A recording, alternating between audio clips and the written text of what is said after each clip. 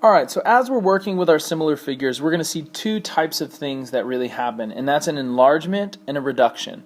So first off, we're going to look at a reduction, and that's where things are getting smaller. So here we're going to go from figure B to figure C, and we're going to see this reduction in our scale factor. So I'm going to set it up, and I'm going to say, okay, well, I'm going from side to side, so I'm going from 2 to 1, and then I'm also going from 4 to 2.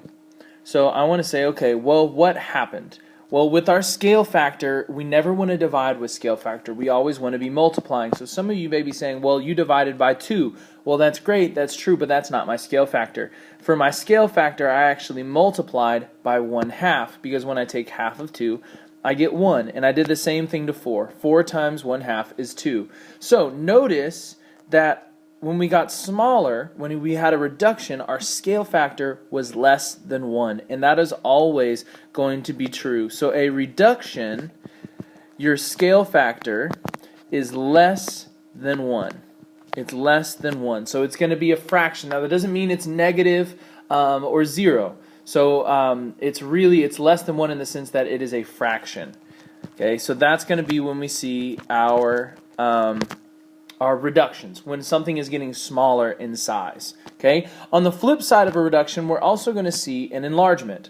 An enlargement is just what it sounds like. It's the shape getting bigger. So here we're going from C to D. So I can again make my arrows, and I'm going from 1 over to 3, and then I'm going from 2 over to 6. So when I set this up, now I'm looking for my scale factor, and I'm saying, well, what did I do? I did 1 times 3, and I did 2 times 3. So notice here, my scale factor of 3 this time is greater than 1. So for an enlargement, our scale factor is going to be greater than 1.